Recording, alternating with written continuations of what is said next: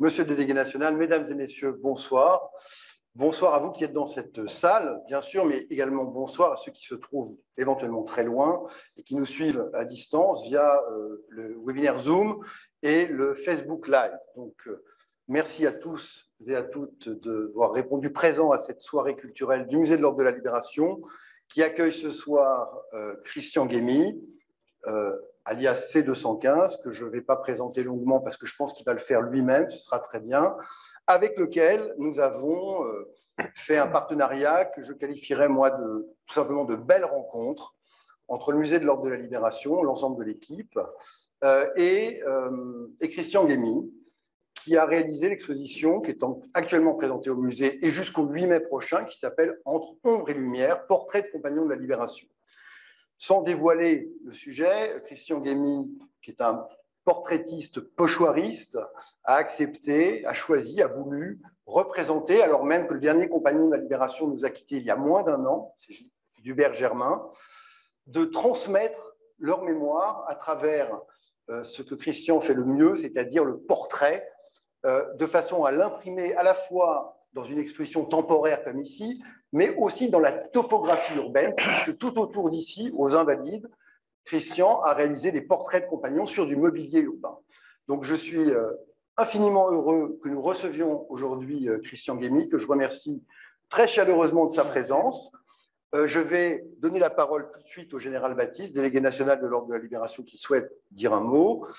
Simplement, nous pourrons intervenir. Alors, on verra si c'est au cours de l'intervention de Christian Guémy ou si c'est à la fin de sa présentation qu'on donnera la parole à la fois au public qui est ici, mais également à ceux qui souhaitent poser des questions à distance via Facebook ou via Zoom.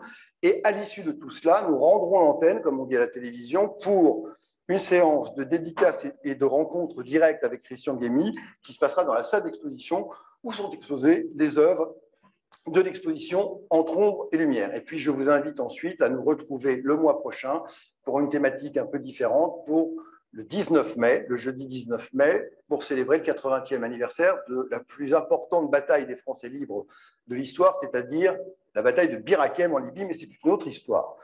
Mon général, si vous voulez. Oui, bonsoir. Je n'ai pas l'habitude d'intervenir en début comme ça, mais je vais le faire, pour une fois.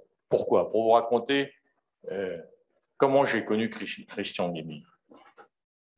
Vladimir Trouplin et puis mes jeunes collaboratrices qui sont au fond là-bas viennent me voir un jour en me disant « Ce serait bien, mon général, que vous rencontriez un street artiste, un graffeur, C215. » Je dis « Qu'est-ce que c'est que ça ?» Alors, on me raconte.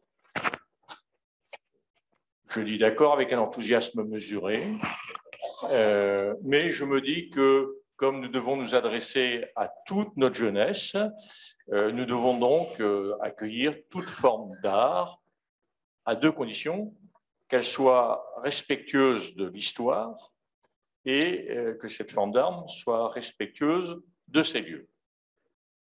Vladimir Trouplin m'assure que ça sera le cas. Je dis, au pire, je vais perdre une demi-heure. Donc, je dis, envoyez la bête.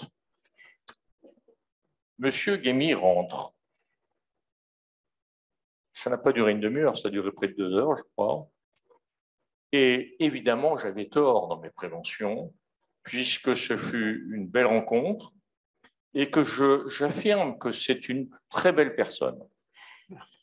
Nous avons fait affaire, et on vous racontera comment, en extérieur, ainsi de suite, puisque nous avons très vite fait que ceux qui le suivent ne sont pas forcément des gens qui auraient spontanément poussé les portes des Invalides pour venir nous voir. Et qu'avec cette exposition extérieure-intérieure, il allait sûrement nous aspirer des jeunes et à qui on dirait, vous êtes intéressé au portrait d'un tel à tel, intéressez-vous à leur vie. Et éventuellement que cela vous inspire. Voilà. Dussé-je sa modestie en souffrir? J'étais avec lui hier soir au Salon des peintres de l'armée et il a obtenu le grand prix spécial du jury. Et puis nous avons discuté encore hier soir, parce qu'évidemment, qu'on a une prévention au départ, finalement, nous avons noué des liens maintenant. Il me raconte qu'il revient d'Ukraine, j'avais vu, et puis mes collaboratrices m'avaient montré les photos de ce qu'il a fait là-bas. Et hier, je lui ai dit, vous y retournez quand? Il me dit le 8 mai. 8 mai, fin de la Deuxième Guerre mondiale en Europe. Et alors je lui dis, ben, écoutez, si vous allez là-bas, vous allez me peindre la Croix de la Libération quelque part, et puis vous allez me peindre le dernier compagnon. Comme je suis sous autorité directe du président de la République, je l'en informerai quand même.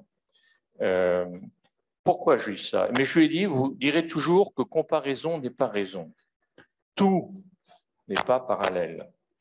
Mais enfin, le général de Gaulle crée la Croix de la Libération lors de la Libération le 16 novembre 1940, lorsque notre territoire est sous la botte ennemie, à un moment donné où ceux qui croient à la victoire sont très très peu nombreux.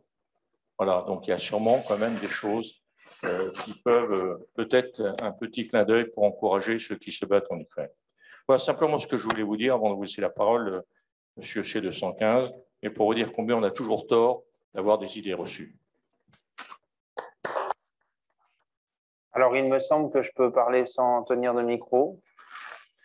Donc, évidemment, les tout premiers mots, ce sera pour vous remercier tous et toutes de vous être déplacés ce soir par ce beau temps pour cette rencontre et vous remercier, mon général, pour les mots que vous avez eus et pour l'accueil que vous m'avez réservé. Et effectivement, du début à la fin, un accueil extrêmement chaleureux et une vraie grande rencontre humaine, et c'est ça qui est important, je pense, au-delà de tout. Je voulais aussi remercier toute l'équipe du musée, Vladimir, Agnès, Pauline et tous les autres qui m'ont consacré énormément de temps, qui m'ont fait confiance et qui ont fait confiance à ce projet et qui l'ont porté avec moi, autant sinon davantage. C'est vrai, ça a été vraiment une vraie belle aventure collective, spontanée, une aventure toute empreinte de valeur et d'énergie et d'enthousiasme pour le sujet qu'on a défendu. Et ça, c'est vraiment ça que je vais d'abord retenir de cette aventure, et j'espère qu'elle pourra se poursuivre parce que au-delà de cette exposition, c'est de manière durable que je m'engage publiquement, en général, à défendre la mémoire des compagnons, et vous pourrez toujours compter sur moi. Donc, merci à tous d'être venus. Pour ceux qui me connaisseraient moins ou peu, donc je m'appelle Christian Guémy, j'ai 49 ans, je suis artiste peintre et mon outil c'est le pochoir. C'est un outil que je crée ad hoc à chaque fois. Je dois à chaque fois créer mon outil en évident du carton, du papier pour créer des matrices au travers desquelles je peins. Et en soulevant ces matrices, eh ben, par addition de couches superposées, comme le fait un peintre classique, je crée des images. Et les images que je crée le plus souvent, ce sont des portraits. Je peins des portraits parce qu'il y a dans le portrait toute l'humanité, toute l'expression, toute la symbolique qu'on veut et qu'on peut y intégrer. Et également, c'est un langage qui s'adresse à tous. Donc, par le portrait, on peut toucher les enfants, des personnes plus âgées, des gens qui ne parlent pas notre langue. Il y a vraiment une universalité du portrait qui m'a intéressé. Je fais ce métier maintenant depuis bientôt 18 ans. Je peins dans la rue, mais comme vous pouvez le constater, je peins aussi sur des objets, de manière plus classique, du papier, des toiles et des supports plans, qui me permettent de vivre de ce métier. Et je suis donc un street artiste qui partage son temps entre des projets plus commerciaux, qui me permettent d'alimenter mon économie, et d'autres dans lesquels, qui sont mes préférés, je dois vous l'avouer, et dans lesquels je peux davantage, le mot est un peu galvaudé, mais m'engager, non pas au sens où j'espère défendre des projets clivants, ce n'est pas du tout le choix, mais ce sont des sujets sur lesquels, en tout cas, moi, j'ai décidé durablement, comme je viens de le faire, de m'engager à défendre des valeurs. Et c'est ainsi que j'ai pu peindre de plus en plus de personnages identifiables au fil des années. Et ces personnages identifiables, pour la trace qu'ils ont inscrite dans notre histoire, m'ont permis de présenter des valeurs. Ces valeurs, je les ai défendues dans la rue, mais je les ai défendues aussi dans des expositions thématiques et des parcours d'œuvres comme vous pouvez en trouver autour des Invalides aujourd'hui, avec certains projets extrêmement significatifs, comme un projet qui s'appelle l'Illustre. C'était une exposition qui a eu lieu dans la crypte du Panthéon et autour du Panthéon et qui présentait des portraits de panthéonisés en 2018. J'ai aussi présenté des portraits de poilus anonymes dans le cadre du centenaire de la Première Guerre mondiale dans et autour du musée de la Légion d'honneur. Donc, c'était cette fois les héros de la Première Guerre mondiale. Dans diverses villes, j'ai bien sûr présenté aussi des figures mémorielles qui pouvaient incarner, en tout cas, les strates mémorielles des lieux qu'on traverse. Je l'ai fait à Provins, je l'ai fait à Lens, je l'ai fait à Soissons, je l'ai fait à Reims. Je suis actuellement dans un parcours que je viens de réaliser à Provins. Donc, de plus en plus, l'évolution de mon travail m'a porté à créer des portraits dont la séquence donnait un certain sens et une certaine élévation pour que le public puisse comprendre le sens de ces portraits et les valeurs qu'elle puisse incarner. Je peins, bien sûr, donc, comme je vous l'ai dit, dans des galeries ou dans des expositions muséales, mais je peins aussi, et de plus en plus, parce que ça, c'est l'un de mes engagements dans les prisons, et c'est un engagement bénévole, tout comme d'ailleurs cette exposition. Je pense que c'est important à mes yeux, lorsqu'on veut défendre les valeurs, c'est pas possible de mêler l'argent, enfin donc la commandite et les valeurs. Je m'interdis, d'une manière générale, de me faire rémunérer ou d'être bénéficiaire sur des opérations où il est question de valeur, parce que sinon on pourrait perdre de son intégrité et devenir une sorte de mercenaire en quelque sorte.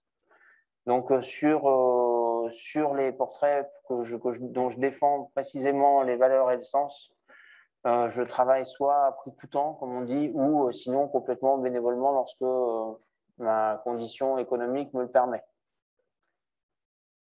Dans les prisons, je rencontre beaucoup de détenus avec lesquels je parle précisément de bénévolat, donc d'engagement, parce qu'il est aussi question de liberté dans l'engagement, c'est-à-dire qu'on choisit, on détermine ce pourquoi on peut s'engager et les valeurs qu'on a envie de défendre.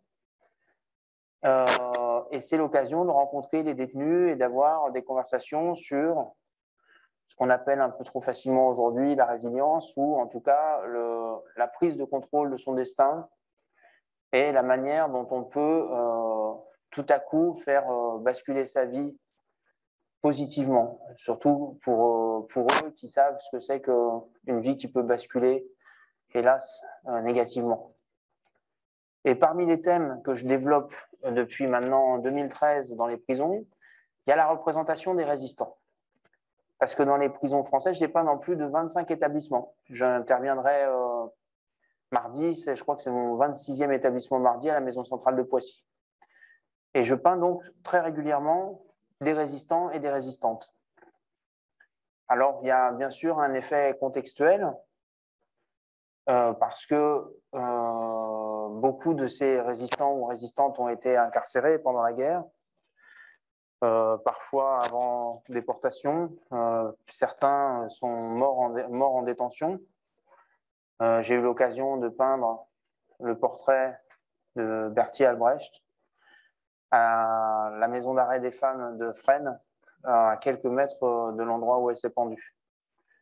Et c'est toujours une forte émotion lorsqu'on peint Manoukian dans la division dans laquelle il a été détenu, toujours à Fresnes, ou lorsque l'on peint Marie-Claude Vaillant-Couturier à la prison de la Santé. Voilà, je pense que c'est important d'incarner dans ces lieux ces figures extrêmement nobles, exemplaires, et qui peuvent apporter un surcroît d'énergie, de détermination et de force pour tous ceux qui sont là, et pas seulement les détenus, aussi les personnels, parce que ce sont des lieux de vie comme d'autres, et dont j'espère, avec mes portraits, améliorer un petit peu le quotidien. Et ce faisant, parce que ce sont mes sujets qui me portent à découvrir la vie, Et parce que moi, vous savez, je ne suis pas du tout omniscient, j'ai beaucoup de doutes et je suis un garçon extrêmement dubitatif, fragile, même. Voilà, il y a une certaine errance en quelque sorte, mais ce sont mes sujets et ma curiosité qui me portent à découvrir des figures qui m'inspirent et qui m'élèvent, parce que j'en ai bien besoin. On a tous besoin, je crois, de se bonifier de jour en jour et de se remettre en question et de rencontrer des gens qui nous apportent un peu de rigueur et d'excellence morale. J'ai donc peu à peu pris connaissance de tant et tant de destins de résistants. Et parce que certains d'entre eux sont au Panthéon, parce que d'autres ont été incarcérés, parce que d'autres, dans mes parcours mémoriels, sont des figures importantes de telle ou telle ville, comme M. Viennot, on en parlait aujourd'hui à Clermont-sur-Oise, je me suis aperçu que nombre d'entre eux étaient des compagnons de la libération. Et on pourrait imaginer que je connaissais ça depuis longtemps, mais en réalité, c'est assez récent. Je n'avais pas vraiment accroché sur ce terme qui se distinguait des autres résistants et de la médaille de résistance, la médaille de la résistance que je connaissais pour le coup depuis longtemps. Et donc, j'ai été amené à me pencher sur leur destin, puis on a vu de manière assez tragique s'égrener les derniers, les uns après les autres, disparaître dans une scansion qui était un petit peu, enfin, qui était extrêmement tragique en quelque sorte, parce qu'on s'interrogeait sur quand et qui serait le dernier. Et donc j'ai tenu, avant qu'il soit trop tard, avant de regretter de ne l'avoir fait, j'ai tenu à manifester et à présenter à Hubert Germain son portrait. Lorsque, hélas, il était devenu le dernier d'entre eux. Et pour ce faire, j'ai rencontré un auteur et un activiste de la mémoire des compagnons de la libération, qui est quelqu'un de très important et qui sera amené à être de plus en plus connu, qui s'appelle Jean-Christophe Notin, dont je vous invite à suivre le compte sur Twitter, qui est très actif, qui s'appelle Parole de combattant. Et jadis, c'était Parole de compagnons de la libération, mais qui s'appelle aujourd'hui Parole de combattant, qui est extrêmement suivi et qui, je pense, aujourd'hui en France, est l'un des comptes Twitter les plus influents et qui défend en 140 signes et une photo, toujours un peu désuète, chaque jour, la mémoire d'un ou d'une résistante ou la mémoire d'un ou d'une compagnon, toujours avec subtilité et à propos, le plus souvent en réaction avec les affres de notre actualité et les déboires de notre quotidien. Et ces gens, en fait, qui nous renvoient tant d'énergie, en l'approchant, je me suis imaginé que je pouvais peut-être moi aussi m'engager à ses côtés, lui avec des mots, moi avec des images, pour mener une action et les faire connaître davantage, comme lui le fait sur Twitter et sur Internet, peut-être moi dans le réel, dans le quotidien de la ville, dans les rues ou dans les expositions et sur mes réseaux sociaux. Et c'est ainsi qu'il m'a proposé de présenter le premier portrait d'Hubert Germain que j'ai réalisé. Depuis, j'en ai réalisé 3. De présenter ce portrait à Hubert Germain lui-même en le présentant au général Baptiste qui connaissait bien. Et j'ai été très, très bien accueilli. Et je vous en remercie. On a échafaudé comme ça. Ça s'est fait vraiment. De toute façon, souvent, ça se passe comme ça. Hein. On a échafaudé très rapidement un projet avec beaucoup d'à-propos. Il restait un espace. C'était les dernières semaines de vie d'Hubert Germain. Malheureusement, il perdait beaucoup de poids, il me semble, à ce moment-là. On savait qu'il s'affaiblissait.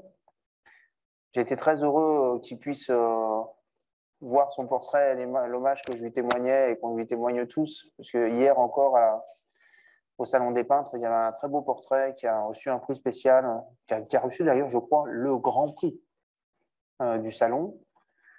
Qu'on lui témoignait tous, j'étais très heureux parce que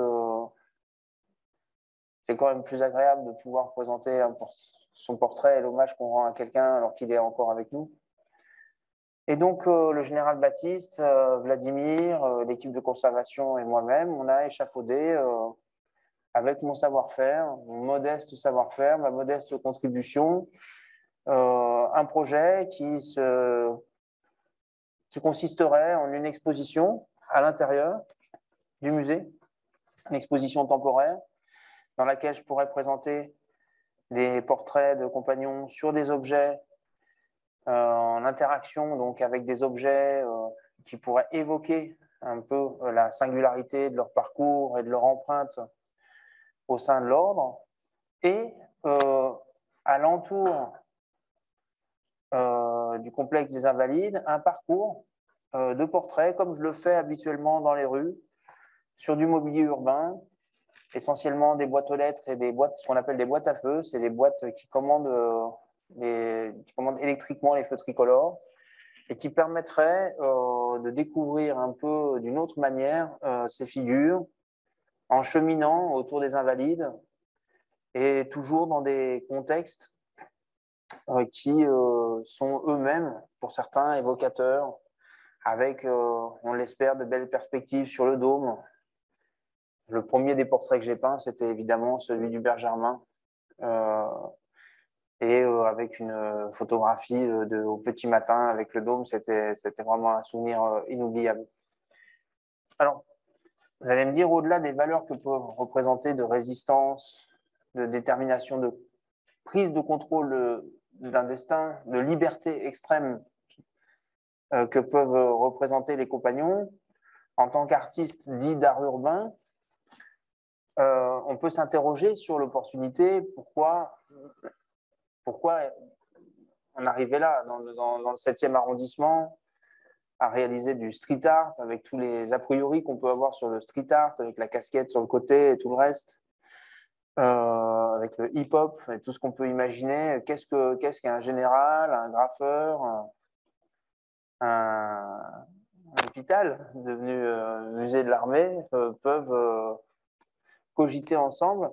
Et il me semble que, alors je ne sais pas si c'est vraiment on ne peut pas faire de grandes généralités sur l'art. Hein. C'est pas possible en fait. Dès qu'on commence à faire des grandes généralités sur l'art, c'est forcément qu'on raconte n'importe quoi.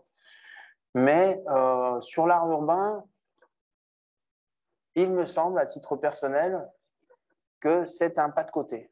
L'art urbain est un pas de côté. Ça a été un pas de côté dans ma vie. C'est pour ça que j'ai d'ailleurs un pseudonyme un peu spécial.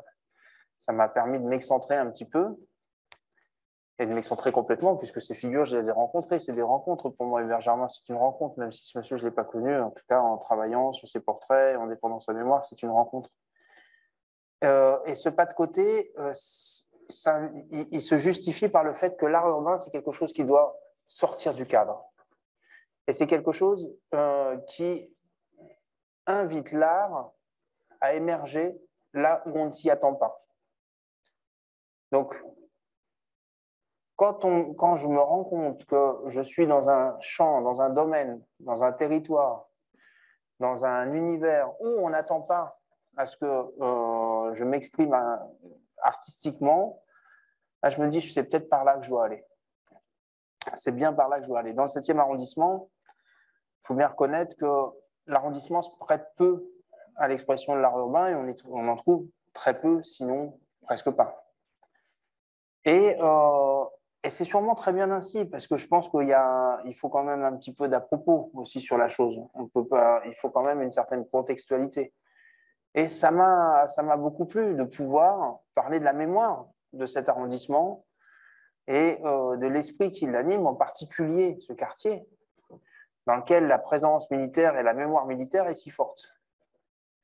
Et sinon, quelques anecdotes absolument inintéressantes. On peut dire, presque au terme, hélas, de l'opération, même si je pense que le parcours extérieur restera plus longtemps, et beaucoup plus longtemps même, je pense, que l'exposition, que ce parcours s'est parfaitement intégré, en fait, dans l'arrondissement, et qu'il y a été très bien accueilli. De nombreuses personnes m'ont dit, on a vu les boîtes aux lettres de Tourmaubourg, on a vu les boîtes aux lettres de l'Esplanade, hier soir encore, des gens qui pourtant sont à la fois férus d'histoire, complètement liés à la chose de l'art militaire, voire même à ce musée, qui ne m'ont pas évoqué l'exposition, mais qui m'ont dit on a vu la boîte aux lettres, etc. Donc, c'était vraiment important et je suis content. Je ne regrette pas du tout qu'on ait fait ça parce que je pense que c'était vraiment important que d'apporter cette touche-là, peut-être un peu plus moderne, certainement modeste, mais qui permet d'humaniser la mémoire militaire dans le quartier. Au-delà des pierres, un quartier de pierre, hein, au-delà des pierres, de pouvoir avoir la possibilité dans le quartier. On m'a dit hier, une dame très, très charmante, qui m'a dit, je ne sais pas si vous vous souvenez, elle a dit « J'ai vu Jean Moulin ». Quelle chance quand même hein, qu'on puisse croiser Jean Moulin dans les rues de Paris aujourd'hui. D'ailleurs, on peut le croiser aussi rue d'Ulm, où je l'ai peint, juste à côté des Panthéons, où il se trouve face à André Malraux. Eh ben, les deux sont, aujourd'hui, on peut aussi les rencontrer par le biais de ces portraits dans le quartier. On peut croiser Brossolette. Et ça, c'est quand même une chance. Je suis très heureux d'avoir fait ça parce qu'en fait, on ne s'attendait pas, je pense, que dans un quartier sur lequel on a également un a priori, peut-être le quartier des Invalides qui pourrait sembler particulièrement austère, il y a un espace pour des portraits qui sont volontairement peints dans des couleurs qui soient pas trop solennelles, pas trop austères, pas trop tragiques. Au contraire, des couleurs pleines de vie parce que je pense que c'était des êtres extrêmement vivants. Voilà, c'est important dans mon travail toujours de faire les choses là où on s'y attend pas. Et quand on parle de l'exposition, évidemment, ce sont aussi des objets qui peuvent sembler parfois incongrus, qui ont accueilli les portraits de nos compagnons.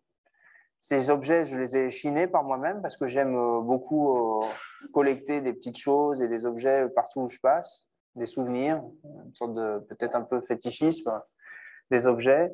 Et grâce à Vladimir, à Agnès, avec lesquels on a fait un travail de mise en cohérence des objets dont je disposais et des portraits qu'on projetait de réaliser, on a pu mettre en adéquation portraits et objets pour une exposition qui se voulait à la fois rigoureuse, mais ludique et qui permettait effectivement de faire venir là où on ne les attendait pas, des gens qui étaient habitués à suivre mon travail ici et là et qui se sont retrouvés à me suivre dans mes périples, pauvres d'eux, à se retrouver après avoir visité le Panthéon qui en impose aussi ou le musée de la Légion d'honneur dont l'intitulé peut sembler parfois écrasant, d'avoir pénétré au sein de l'Hôtel des Invalides. J'en suis très heureux.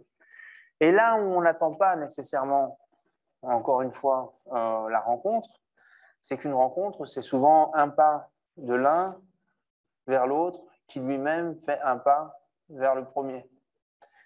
Et l'une de mes plus grandes satisfactions, parce qu'il faut bien tromper un peu le général, c'est que s'il pensait avoir fait venir beaucoup de jeunes gens dans les Invalides, il me semble que j'ai tiré beaucoup de militaires, de férus d'histoire militaire à la possibilité d'une représentation de l'histoire militaire et de l'histoire de notre pays au travers de l'art urbain. C'est-à-dire que le public du musée a pu faire lui aussi un pas de côté là où on ne l'attendait pas, vers l'art urbain. Et ça, pour moi, c'est une immense satisfaction.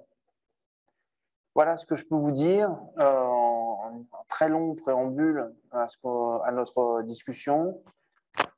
Je peux directement faire la transition avec un thème dont l'équipe, en tout cas de conservation, m'a proposé de parler aujourd'hui. Je ne l'aurais pas fait si on ne me l'avait pas demandé. On est forcément à fréquenter toutes ces thématiques et à fréquenter ces personnages qui sont particulièrement exceptionnels, alors qu'on est, nous autres, bien moindres, ben, on est forcément ébranlé par toute cette force et par toute cette puissance mentale de ces personnages, et aussi les drames qu'ils ont dû traverser. Et forcément, en ouvrant et en organisant la promotion de cette exposition précisément au moment de l'invasion de l'Ukraine, je pense que nous avons tous été sidérés par ce qui s'était passé. C'était particulièrement inquiétant et pour moi, l'empathie fut grande en tout cas. Parce que je parlais à des médias où à longueur de journée, on avait quand même une grosse campagne de promotion parce que l'idée, c'était de faire connaître la mémoire des compagnons. À parler de résistance et de résistance sans cesse, alors que là-bas, à 2500 km, très exactement, il se passait quand même quelque chose d'atroce et qui était non sans évoquer ce qu'avaient pu vivre ces gens en leur époque. Donc, je me suis proposé assez spontanément, même si j'ai marqué un petit temps d'attente, parce que, vous savez, en fait, face à l'actualité, il faut toujours être extrêmement vigilant et prudent. Et lorsqu'on est artiste, on n'est pas journaliste, on n'est pas politicien, on n'a pas non plus à énoncer des grands principes ou faire des grandes déclarations. On est supposé s'exprimer par son art. Et c'était important pour moi. J'ai attendu quelques jours, j'ai attendu 7 ou 8 jours avant de savoir comment j'allais manifester et mon émotion et mon soutien aux Ukrainiens et à la résistance ukrainienne. Et donc, je me suis proposé au maire du 13e arrondissement de réaliser un mur. J'imaginais un mur de taille modeste en présentant un enfant ukrainien pour envoyer un message de soutien à toutes ces familles qui allaient être séparées. Parce qu'en fait, aujourd'hui, sur une grande partie du pays, les femmes et les enfants ont été séparés des hommes pour que les femmes puissent sortir du pays et les hommes puissent être mobilisés, soit militairement, soit humanitairement ou logistiquement dans la résistance. Donc, il était question pour moi de réaliser une œuvre universelle et j'ai fait dans le 13e arrondissement un mur qui n'était pas de taille modeste puisque le maire du 13e arrondissement, qui est un ami, m'a dit « Je voudrais que tu fasses ce mur-là ». Et ce mur que j'ai réalisé, c'est 4 étages. Donc, j'ai réalisé ça assez rapidement et j'ai parlé, j'ai ajouté une citation du président Zelensky qui était antérieure à la guerre, où il disait qu'il était important dans les bureaux, j'ai trouvé ça très intéressant, dans les bureaux de l'administration ukrainienne, non pas d'accrocher son portrait, mais au contraire, il invitait les fonctionnaires à accrocher les portraits de leurs enfants pour qu'ils aient le poids de la responsabilité dans les décisions qui leur incombent en pensant à leurs enfants et à leur futur. J'ai trouvé ça extrêmement touchant. Donc j'ai fait un grand mur aux couleurs de l'Ukraine et je me suis retrouvé sous le feu des projecteurs, des artistes français qui pouvaient soutenir l'Ukraine. Donc ça m'a un peu tombé dessus, mais je pense que ça fait partie de ce genre d'engagement, que ça nous tombe dessus. On ne choisit pas vraiment, pas toujours. On accepte, mais j'avais pas vocation à faire ça. Et j'ai surtout pu mesurer l'impact que ça pouvait avoir parce que les gens de l'ambassade d'Ukraine se sont déplacés au moment de l'inauguration du mur et pour me remercier, me féliciter. Ça m'a beaucoup touché et surtout, ils m'ont proposé d'aller plus loin. Donc, je leur ai demandé de me donner un petit peu de temps pour réfléchir à la manière dont je pouvais le faire. Et toujours sur les principes que je vous ai énoncés, à savoir que l'art urbain pour s'exprimer au mieux sur la dénonciation de l'invasion russe. Et parce qu'il ne s'agit pas d'une guerre. Enfin, au sens où on l'entend, au sens commun, ce n'est pas une guerre. Il n'y a pas deux pays qui se sont déclarés la guerre, vous voyez. C'est une invasion. Et ça change tout, en fait. Pour donc dénoncer cette invasion et dénoncer évidemment les crimes de guerre qui sont commis, notamment les bombardements de zones civiles et tout l'impact que ça pouvait avoir auprès de la population civile en termes de déplacement, de blessés, de traumas, de désorganisation du pays, d'exode, jusqu'aux réfugiés qui ont pu... Voilà, ça c'est le mur que j'ai pu réaliser dans le 13e arrondissement. L'exode, j'ai donc réfléchi, je me suis dit, c'est bien de réaliser un mur à Paris, mais en fait, ce qu'il faudrait, c'est que j'aille en Ukraine et que j'aille peindre des portraits d'enfants, notamment d'enfants ukrainiens, mais aussi des portraits de nos enfants, notamment, j'ai même peint mon fils, voilà, c'est mon petit gamin, dans des bâtiments qui ont été complètement détruits. Je peux vous dire que pour trouver tel ou tel emplacement, ça a été très dur. Là, ça se passe à Lviv. Le jour où je suis arrivé, est-ce qu'on peut s'arrêter sur cette photo? C'est possible de... Et donc de peindre ces enfants dans un environnement civil, mais dans lesquels il y a eu des agressions militaires russes. Je pensais que l'évidence d'un portrait, l'innocence que pouvait représenter un enfant pour incarner la population civile dans un environnement plus large dans lequel il y avait eu une agression militaire en zone civile suffisait à mon propos. Et donc, on va rester un peu sur cette image. On a échafaudé le projet. Évidemment, sur le papier, l'ambassade d'Ukraine, ils étaient ravis.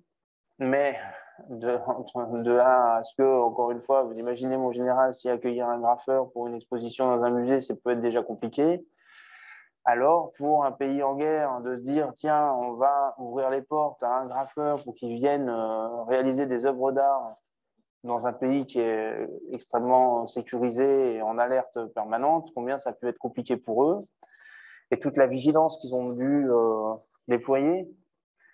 Donc, j'imagine qu'ils ont étudié de près le profil de l'artiste avant de me donner toutes les autorisations. Ça a mis une dizaine de jours, d'autant qu'ils étaient évidemment, ils avaient beaucoup d'autres choses bien plus importantes à faire. Mais le projet, en tout cas, c'est le seul projet artistique qu'ils aient réellement validé, en tout cas apparemment, et même de manière internationale. Et ils m'ont donné toutes les autorisations pour pouvoir pénétrer dans le pays et me recommander auprès de plusieurs institutions, notamment de Lviv, pour réaliser des œuvres donc, de portraits d'enfants en situation de désolation alentour, donc dans un contexte de désolation urbaine et de destruction urbaine. Alors, le dire, c'est bien, le faire, c'est beaucoup plus compliqué. On est parti avec mon assistant, Alban, que l'équipe connaît bien, un garçon charmant et délicat. On est parti en Austin Mini, pour vous dire que je pense que tremble Poutine quand on a pris l'Austin Mini avec le matériel à l'arrière. Tremble avec 2 pas de patrouille que j'ai acheté pour mes enfants sur le tableau de bord parce que bon, il fallait bien se donner un peu de courage. On est parti avec le matériel et on est passé par... j'ai dû m'acquitter de quelques engagements, toujours les engagements. Je me suis arrêté à la prison d'Écrouves en Meurthe-et-Moselle parce qu'il y avait l'inauguration de tout un cycle de peinture que j'avais réalisé sur place et je m'étais engagé auprès du directeur à être présent ce jour-là, ce qui m'a retardé 2 jours puisque la date était fixe avec le préfet et tout ça, vous voyez ce que c'est. Donc voilà, on a fait ça. Sur le chemin, je devais encore m'acquitter d'un petit parcours de 6 portraits à Tübingen avec l'Institut franco-allemand. Ça, c'était fait. Je l'ai fait aussi sur le chemin. Ça me permettait de le faire en route avec Alban.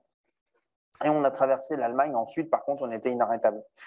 On a traversé d'une traite l'Allemagne jusqu'à Cracovie ou un peu après Cracovie. On a dormi un petit peu. On est passé en Ukraine au petit matin et on a donc découvert, évidemment, sans aucune expérience de la chose, la situation sur place. Lorsque je suis arrivé à Lviv, ils avaient beaucoup de choses à faire, autre que de se préoccuper d'un artiste qui débarquait. Et pour cause, puisque la population de Lviv a, je crois qu'elle s'est multipliée par 8 depuis le début du conflit, puisque Lviv, c'était la ville qui a accueilli tous les réfugiés à l'intérieur du pays en transit vers la Pologne. Donc la ville est saturée. Et ils ont trouvé quand même quelques heures à me consacrer pour essayer de comprendre ce que je souhaitais faire. Ils ont été quand même particulièrement désemparés parce que qu'est-ce que c'est que cette histoire d'un artiste qui vient sur un théâtre de guerre pour peindre? Je pense que ce n'était pas du tout évident pour eux et je le comprends vraiment. Et sur le point de renoncer, parce que je me suis dit, bon, bah, si on ne peut pas me conduire, si ce n'est pas possible que je puisse évoluer véritablement dans le pays pour aller à tel ou tel endroit, autant renoncer. Et en fait, au moment où on était en train de trier les affaires du coffre, on était à 1 kilomètre des dépôts d'essence qui ont été bombardés ce jour-là à Lviv. Et j'ai dit à Alban, ben, je pense que c'est peut-être avec cette image qu'il faut qu'on y aille là, en fait. Il faut qu'on s'approche encore un peu et que je peigne le portrait de cette jeune fille, qui est une jeune fille du Donbass, qui a été prise en photo il y a 3-4 ans, je crois, et de la peindre avec derrière le ciel embrasé de l'incendie des dépôts d'essence et d'hydrocarbures de Lviv. Voilà. Donc le bombardement venait d'avoir lieu. Il y avait un incendie extraordinaire derrière. Et je me suis dit que c'était cette image qui pouvait, en tout cas, peut-être même me suffire, en tout cas dans mon projet, si je vais rebrousser chemin, parce que vous savez, être sur place et vouloir faire des œuvres d'art dans un contexte pareil, il y a nécessairement, j'ai passé mon temps à me concentrer sur place, à me dire qu'est-ce qui est décent, qu'est-ce qui ne l'est pas. Il s'agit de ne pas être une gêne pour eux, il s'agit de ne pas inverser dans la futilité, il s'agit de réaliser des images qui puissent être utiles et qui puissent leur être utiles. Pour montrer un petit peu ici, alors qu'on vit un quotidien qui est très différent du leur, ce que peut représenter la menace permanente avec mes moyens. Parce que moi, je ne peux pas peindre des sirènes qui retentissent 3, 4, 5 fois par jour et les gens qui vont aux abris. Je ne peux pas vous peindre ça. Je ne peux pas peindre la gêne qu'on peut avoir à circuler quand vous avez votre famille qui est morcelée, tel homme à tel endroit, à l'est ou au nord, et vous êtes avec vos enfants, vous êtes une mère avec vos enfants, et vous ne pouvez pas vous rejoindre, vous êtes séparés. Je ne peux pas peindre ça, c'est très compliqué enfin, pour moi de trouver les... Même si j'y retourne d'ailleurs pour peindre ça, et trouver. Mais c'est important de trouver le curseur, ou essayer de trouver le curseur de ce qui est décent. La décence a été très important pour moi. Et de ce qui reste productif, parce qu'il ne s'agissait pas non plus de générer des images qui puissent desservir l'objectif que je m'étais fixé, qui était de démontrer l'iniquité des attaques russes en Ukraine. Et donc voilà, j'ai créé cette image-là et le maire de Lviv a particulièrement apprécié. Je lui ai communiqué avant de publier, parce qu'on ne publie pas comme ça. Si on est respectueux de la situation, on se met dans les mains, évidemment, des autorités ukrainiennes pour savoir ce qui est décent, de ce qui est utile, de ce qui est de ce qui peut se publier ou non pour mettre aucun secret en danger. Enfin, vous voyez, c'est pas, on n'est pas tout puissant dans la beau être, enfin moi en tout cas j'ai eu beau être artiste, il était clair et net tout au long que j'allais m'en référer dans tout ce que j'allais peindre aux autorités ukrainiennes pour savoir si oui ou non j'avais bien fait de peindre cela et s'il était bien de publier la chose. Et c'est le maire de Lviv qui a publié lui-même sur les réseaux sociaux de la ville cette image et qui a tout de suite compris ensuite ce que je devais faire et qui m'a fait une seconde lettre, un second mandat, qui s'ajoutait à celui de l'ambassade pour que je puisse plus facilement circuler dans le pays et accéder autant que possible à des lieux qui avaient subi des attaques et des destructions pour que je puisse y réaliser ce type d'image. Et c'était le début de mon périple. On a tenté autour de Lviv de voir ce qui pouvait se faire, mais en discutant rapidement, j'ai senti que c'était plus important pour moi peut-être d'aller plus loin et en concertation avec mon assistant, parce qu'on a toujours tout fait en concertation. Je lui ai dit, écoute, je pense que si vraiment on veut vraiment montrer ça, il faut aller malheureusement là où ça fait mal. Est-ce que tu es prêt à ce qu'on parte à Znitomir, qui est une ville à mi-chemin entre Lviv et Kiev, mais c'est à 350 km. Mais déjà, vous savez, pour réaliser un parcours de 350 km, compte tenu des nombreux contrôles, des ponts qui peuvent être parfois désactivés ou des routes qui peuvent être aussi neutralisées et aussi de la proximité, parce que en fait, c'est la route qui longe la frontière du Bélarus et c'était donc la ligne de front en quelque sorte. Donc, il y avait 350 km, on a mis toute la journée pour pouvoir parvenir jusqu'à Znitomir, où j'ai été accueilli sur recommandation par la résistance, la résistance ukrainienne. Hein, j'ai beaucoup pensé à vous. Parce qu'en fait, je suis arrivé, donc il était plus de 21h30. Et le couvre-feu, il y a un couvre-feu national à 20h, plus personne ne peut circuler. C'est aussi ça la vie, c'est une vie fantomatique où les femmes, les enfants ne sont plus là. C'est très, très singulier, un pays dans lequel il n'y a pas d'enfants. Pas du tout d'enfants. Et très, très, très, très, très peu de femmes. Et donc en plus, la nuit, évidemment, parce qu'il s'agit d'y voir et d'y entendre, il n'y a aucune forme de luminosité, les appartements sont vides. Ce n'est pas le confinement. Le confinement, il n'y a personne dans la rue, mais ça joue du violoncelle au balcon. Là, c'est complètement différent. Il n'y a aucune lumière dans la ville. C'est le calme absolu, il n'y a pas un bruit. Et les quelques personnes qui restent encore dans les appartements doivent le faire à la veilleuse parce qu'il ne s'agit pas d'alerter sur des présences. Donc, c'est une atmosphère très, très, très, très saisissante. Hein. Et donc, on a été accueillis par la résistance qui nous a d'abord gardé un petit peu pour le temps de nous trouver un hébergement. Donc, c'est un hôtel clandestin, en quelque sorte, parce qu'on ne peut pas localiser, il n'y a pas d'hôtel, tout est fermé là-bas. Et donc, j'ai découvert au petit matin qu'en fait, on avait dormi avec tout un tas de soldats dans toutes les chambres. C'était certainement peut-être un moment un peu périlleux. Parce qu'en fait, le danger, ce n'est pas toujours là où vous croyez, malheureusement. Ce sont aussi, bien sûr, les forces militaires qui sont visées. Donc, plus il y a de soldats autour de vous, qu'il s'agisse de moments de contrôle, de cortèges que vous pouvez croiser ou de garnisons avec lesquelles vous pouvez dormir. Et c'est peut-être à ce moment-là, hélas, parce que vous êtes peut-être le plus en danger. Et donc, la résistance au petit matin m'a accompagné dans un bâtiment civil qui avait reçu une roquette qui avait complètement détruit hein, des IPM gros comme ça, qui étaient tordus comme des spaghettis. Hein. C'était vraiment une destruction totale. Il n'y avait que quelques morceaux d'appartements qui étaient encore en place. Mais heureusement, ça avait été évacué. C'est un immeuble dans lequel il n'y avait pas de victimes.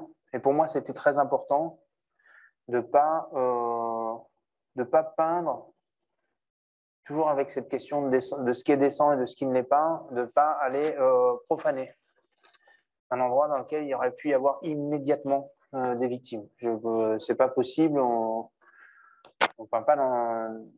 Enfin, pour moi, c'était une des limites à mon travail. Donc, en fait, j'ai peint dans un immeuble qui avait été évacué, où il y a eu énormément de récupération de fait. Le ménage avait été fait, en quelque sorte. Il n'y avait que ce qui n'était plus utilisable, et ce qui avait été négligé dans l'évacuation de l'immeuble, pour pouvoir évoquer ce qu'est la destruction d'un bâtiment civil Et ça s'est fait à Zhytomyr, c'est les images que vous voyez. Et j'ai fait toute une série d'images. Voilà, tout s'effondre. Hein. La roquette est tape dans le toit, mais en fait, en dessous, l'immeuble, il est complètement ravagé par le centre. Voilà, ça, on est dans les parties centrales. Non seulement la roquette, c'est un immeuble détruit, mais à 500 mètres à la ronde, c'est aussi toutes les fenêtres qui volent en éclats. Parmi les choses qui peuvent être particulièrement sensibles, c'est-à-dire qu'en fait, vous avez aujourd'hui en Ukraine, tout le monde met des croisillons de scotch sur ses fenêtres pour, en cas de déflagration, éviter qu'il y ait une déflagration avec du verre qui pourrait partir et qui pourrait mutiler en tout cas les gens.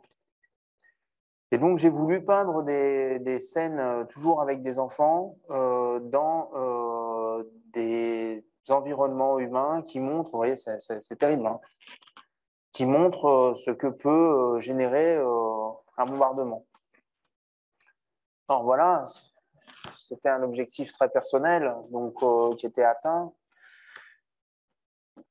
On a avec Alban toujours, il s'appelle Alban, mon assistant.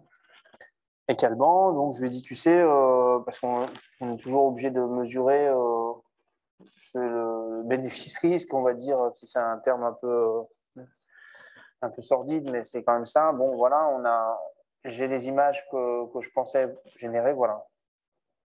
Celle-ci, pour moi, c'était vraiment très important. C'était exactement cette image-là dont j'avais rêvé, que j'avais imaginé, que j'ai pu réaliser sur place. J'ai dit, si je le souhaite, on peut rebrousser chemin parce qu'il ne s'agit pas d'encourir des risques inutiles. C'est pas l'enjeu. C'était pas du tout l'enjeu. Puis on n'est pas là pour. C'est pas un concours ni de bravoure ni d'héroïsme stupide. Si tu veux, on peut rebrousser chemin, mais on n'est plus qu'à 150 km de Kiev. Il faut que vous sachiez que le soir où je suis arrivé à Zhytomyr, c'était la bataille de Zhytomyr. C'est-à-dire que c'était le moment où, ce qu'on pourrait appeler la bataille de voilà. C'était le moment où les Russes avaient décidé qu'ils allaient rebrousser chemin et où les forces ukrainiennes, parce que les Russes allaient rebrousser chemin, s'étaient mis à pilonner la retraite russe pour la désorganiser. Et c'est ce qui a été fait à partir du moment où les Russes ont décidé de se rabattre sur l'Est. Et je ne pense pas délivrer de grands secrets en vous disant qu'en fait, les Russes se rabattent sur l'Est parce qu'il leur est impossible de progresser au sol. Tant la résistance ukrainienne est déterminée, organisée et parfaitement organisée. Voilà, ça, on est dans le centre-ville de Kiev. Vous avez des roquettes qui tombent sur les immeubles d'habitation. Hein, voilà, c'est tel que vous voyez les choses. C'est un gymnase qui se trouve juste à côté d'un grand cimetière mémoriel ukrainien qui a été... là, il y a eu 6 morts, par contre, dans la zone. Ouais. Donc, vous voyez, les parcs d'enfants, c'est vraiment très particulier de constater de ce que ça peut être une invasion. Et ça nous fait penser quand même à nos compagnons et à la détermination qu'ils ont pu avoir à dire non à cela. Et non pas dire la paix. Parce qu'en fait... j'ai appris énormément de choses là-bas. Vous savez, le street art, c'est toujours des messages extrêmement, parfois, simplistes. J'ai vu beaucoup d'artistes depuis parler paix. Des messages, paix, peace and love. J'ai vu des peace and love avec le drapeau ukrainien. Excusez-moi si je peux vous mettre un peu d'humour là-dessus, mais qu'est-ce que ça veut dire, quoi? Est-ce que vous imaginez s'il y avait un artiste stupide qui aurait été voir Jean Moulin, qui aurait dit « Mais faites la paix, Jean, voyons ». C'est indécent, en fait. Hein. Vous ne pouvez pas dire à quelqu'un qui est agressé, vous ne pouvez pas dire à une femme qui est battue par son mari « Mais faites la paix ». Pour les Ukrainiens, le terme « paix », j'ai appris sur place, il n'est très mal accueilli. Contrairement à ce qu'imaginent la plupart des Occidentaux qui envoient des messages avec des peace and love sur leurs réseaux sociaux, c'est très mal vécu par les Ukrainiens parce qu'ils sont agressés, ils sont envahis. Ils ne veulent pas de la paix, ils veulent chasser l'envahisseur. Et il n'y aura de paix que lorsque l'envahisseur sera retourné en son pays et qu'il aura évidemment payé pour toutes les exactions qu'il a commises. Donc, si je peux vous passer un message, stop au message de paix, ce n'est pas l'enjeu. Les Ukrainiens, ils ont besoin de soutien, ils ont besoin de messages de soutien, mais ils ont aussi besoin de moyens. D'ailleurs, pas nécessairement de moyens dont vous avez, vous, l'imagination. Inutile de leur envoyer des paires de chaussettes. Aujourd'hui, ils savent exactement ce dont ils ont besoin. Ils ont plutôt besoin de cagnottes auprès d'entreprises pharmaceutiques, auprès d'entreprises qui convoient des biens alimentaires ou des choses comme ça pour qu'ils puissent, eux, procéder à des achats collectifs pour la distribution, mais dont eux déterminent le contenu. Alors, ça, c'était une petite parenthèse. Et donc, je reviens à Znitomy, on était à la bataille j'étais pas de nulle part, mais bon, je peux vous dire que ça tonnait. La terre tremblait, même à notre hôtel, la nuit, on en souriait avec Alban, c'était très étonnant. C'est la première fois, en général, que j'entendais une Kalachnikov. Et ça fait clac, clac, clac, clac, clac. On dirait une crécelle. C'est pas du tout comme, c'est ridicule presque. Ça fait clac, clac, clac, clac. Et donc, on avait tout ce qu'il nous fallait, mais mon assistant, en tout cas, lui, a été particulièrement courageux, puisque lorsque je lui ai proposé d'aller à Kiev, alors qu'il lui restait peu de temps, parce qu'il avait un engagement en Pologne, il m'y a conduit. Et donc, on était là, cette fois, plus proche encore de ce qu'était le front, puisque là, il y avait une véritable bataille qui se livrait à Irpin, qui est vraiment l'immédiate banlieue nord-est de Kiev. Et dans Irpin, où il m'a laissé sur place, je suis revenu ensuite quelques jours plus tard par mes propres moyens. J'ai été toujours par recommandation de résistance et d'activistes, j'ai été conduit à un jeune garçon qui était particulièrement dynamique et pour qui maintenant je garderai une affection définitive, qui s'appelle Ilya, c'est le prénom d'un de mes anciens assistants. Ilya, qui est un jeune designer et qui, par sa formation intellectuelle et esthétique, a tout à fait compris ce que je voulais faire et qui m'a orienté et accompagné dans les quartiers de Kiev, là pour le coup, des quartiers en pleine ville. Là, c'est une station de métro comme ce que vous emmenez à Châtelet. Je veux dire, c'est une des stations centrales. Des endroits qui ont été bombardés par les Russes. Pour que j'y réalise encore et toujours des portraits d'enfants, ça c'est mon neveu, c'est le cousin de mon petit garçon, voilà. Parce que j'ai peint sur place nos enfants également, parce qu'en fait il n'y a pas de différence, les enfants sont tous nos enfants. Et donc à Kiev, je suis resté 5 jours.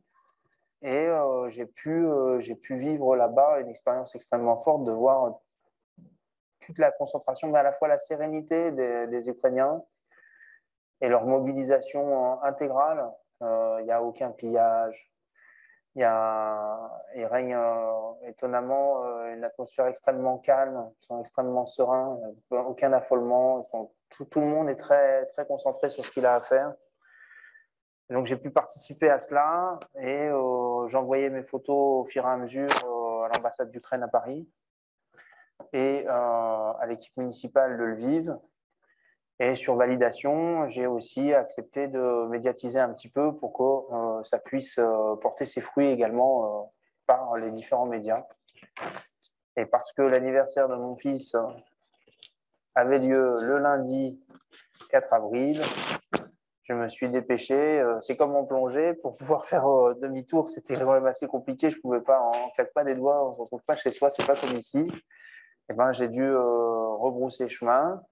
Le cœur gros, parce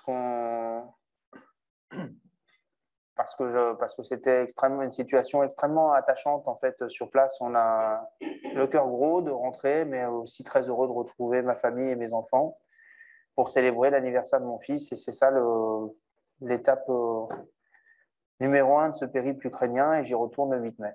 Voilà. Voilà tout ce que je pouvais vous raconter. Et là où la rencontre avec le général Baptiste, Vladimir Trouplin et leur équipe m'ont conduit au terme de cette exposition de la conception la plus abstraite d'une exposition à la plus grande des réalités.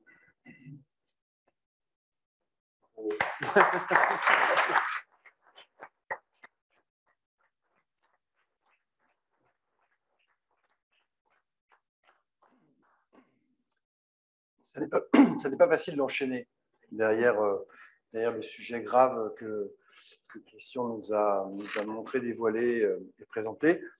Si vous avez des questions, on va passer au temps des questions. Et une fois le temps des questions passé, nous passerons à la dernière phase de la soirée, c'est-à-dire la séance de dédicace qu'on fera dans la salle d'exposition temporaire où sont présentés les portraits de compagnons réalisés par Christian Guémy. Donc, n'hésitez pas, si vous avez des questions, à lever la main. On va faire comme à l'école et d'attendre que j'arrive avec le micro pour vous le donner, parce que sinon, les gens qui sont à distance n'entendront rien du tout. Voilà, donc n'hésitez pas. Y a-t-il une question ? Ce n'est pas une question, c'est juste une précision. Comme on n'est pas des voyous, je tiens à préciser que toutes les boîtes de la poste ou les boîtes à feu, on a vraiment eu des autorisations et du PDG de la poste et de la mairie du 7e et ainsi de suite. Je tiens à le préciser. Madame. Annick Leroy, je vous félicite parce que c'est absolument remarquable, tout votre parcours et tout ce que vous nous offrez. Vous nous avez dit que vous êtes allé dans différentes prisons. Est-ce que vous êtes déjà allé à la prison de la Santé?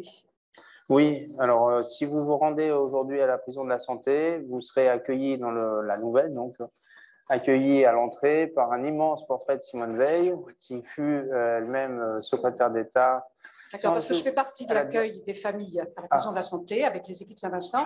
Justement, on parlait de dessin. Je n'ai pas réalisé que c'était vous. Vous l'avez vu?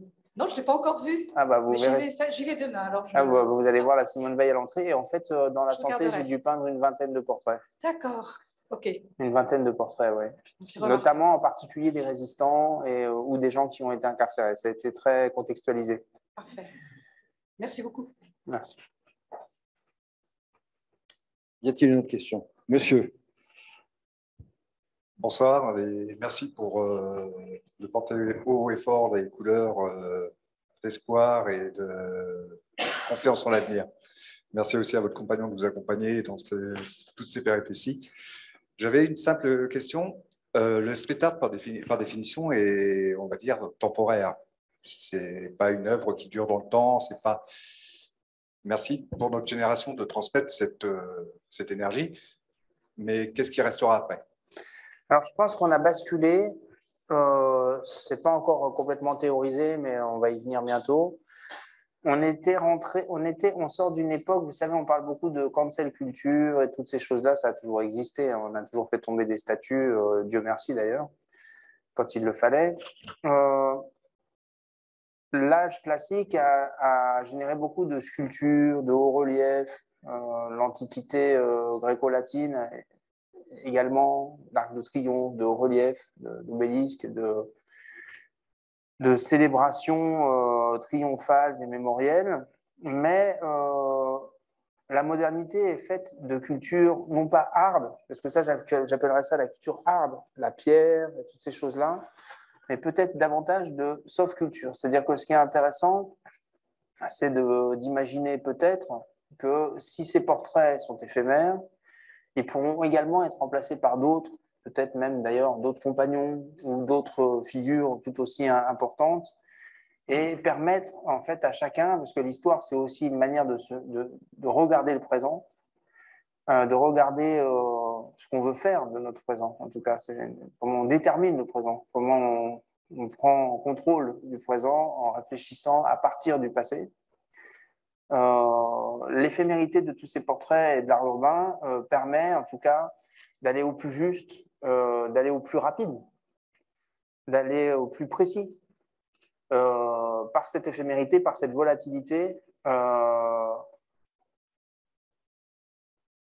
de réaliser par exemple une fresque de 4 étages en soutien aux Ukrainiens en l'espace de 5 jours et non pas en l'espace de 5 ans. Donc d'avoir une interactivité extrêmement forte, d'avoir la possibilité, là parmi les fresques que je vais réaliser, qui seront des fresques de plus grande envergure, en Ukraine, parce que là, ça y est, maintenant sur place, il y a beaucoup de gens qui se sont mobilisés, qui m'ont écrit, qui m'attendent et pour que je fasse des choses plus ambitieuses et peut-être moins tragiques d'ailleurs, de réaliser en l'espace de quelques semaines, dans un conflit qui est en gestation, des œuvres de grande taille avec des moyens extrêmement faibles, mais de réagir très vite. Donc il y a une adéquation avec le présent, dans lequel l'information va plus vite, dans lequel les réactions sont plus rapides, dans lequel les temps d'intervention militaire, mais aussi artistique aujourd'hui, vont plus vite, dans laquelle la diffusion, en tout cas, des images et des questions mémorielles est plus interactive et plus rapide et plus séquentielle. Aussi parce que, par exemple, si vraiment je devais être un artiste classique du 19e siècle, il me faudrait un certain temps de gestation pour l'idée et un certain temps de réalisation. Et le temps de réaliser mon œuvre, la situation pourrait avoir beaucoup évolué et devenir surprenante. On pourrait être contrarié dans son projet artistique par l'évolution d'une situation. Là, parce que les images que j'ai peintes, j'ai été les peindre dans un contexte où on avait encore... Il faut bien avoir en tête que je suis reparti de Kiev la veille de la découverte des atrocités de Boutcha. C'était à 7 km. Irpin, Boutcha, c'est comme le Valois et Saint-Ouen. J'ai failli aller peindre à Irpin parce que j'étais avec un journaliste de l'AFP qui m'a proposé de le suivre. Et moi, stupide, d'ailleurs, il y a un destin, je ne l'ai pas fait. J'ai dit, ok, je veux bien t'accompagner. Mais en fait, ça ne s'est pas fait parce que les autorités ukrainiennes, découvrant tous ces cadavres, ont verrouillé le secteur, non pas pour dissimuler quelque chose, mais pour protéger les uns et les autres, parce qu'ils craignaient que ce soit extrêmement miné et que malheureusement, les cadavres qui avaient été laissés là en décomposition sur la voie publique pendant plusieurs jours et semaines n'étaient que des pièges. Donc, il aura fallu d'abord vérifier que malheureusement, toutes les atrocités et les cadavres qui étaient laissés n'étaient pas des pièges. Je n'ai pas pu y aller. Je vous parle de Boutcha parce qu'en fait, Boutcha, c'est un tournant dans la guerre, dans l'imagerie de cette guerre. Jusqu'alors, on a des images de bombardement et de destruction de buildings à Mariupol, mais Mariupol, il y a quelque chose d'un peu, c'est très oriental, Mariupol, la mer Noire, comme ça. On ne saisissait pas vraiment, et puis il n'y avait pas de victimes civiles, d'images de victimes civiles qui étaient associées aux destructions. Alors que moi, ce que j'ai essayé, c'est de symboliser l'atteinte faite aux victimes civiles dans un cadre de guerre. Donc, ça se justifiait que j'aille peindre des portraits d'enfants dans des zones détruites. Et j'ai pu constater, à mon retour, les horreurs de Boutcha comme vous l'avez fait. Parce qu'heureusement, le monde entier a vu ce qui s'est produit à Boutcha. Et d'ailleurs, je peux vous dire que si... Là, je vais y retourner et je ne peux pas produire le même type d'image parce qu'il y a avant et après. Vous voyez, c'est ça qui est intéressant. C'est-à-dire que si j'avais le projet de retourner là-bas et de continuer à créer ce type d'image-là, ça n'a plus cours. Ma monnaie n'a plus cours. Parce qu'en fait, aujourd'hui, je n'ai plus d'utilité à créer ça. Donc, il a fallu que je change mon projet en cours de route et que je puisse faire évoluer le projet. Et là, l'art urbain, avec son éphémérité, avec sa rapidité, avec sa légèreté d'intervention, c'est une esthétique légère. Il est tout à fait adéquat. Tant et si bien que je vais retourner là-bas, non pas pour créer le même type d'image, parce que ça y est, c'est fait et ça n'a plus d'intérêt. J'y vais pour peindre des scènes d'amour, notamment des soldats, des scènes adaptées de photos de soldats qui étreignent leurs femmes, qui les prennent dans les bras, au moment de la séparation et du départ dans les quais de gare de Kiev et Lviv. Et je vais les peindre en beaucoup plus grand format, en signe de soutien pour tous les hommes qui sont là-bas et pour l'évocation du moment où ils pourront retrouver leurs épouses et leurs enfants. Donc ça permet de faire évoluer la chose. Si j'avais entrepris de faire une sculpture en marbre et de la porter là-bas, il y a une lourdeur, il y a une inertie du projet, alors que là, on est complètement... c'est une approche extrêmement légère et c'est donc particulièrement adapté.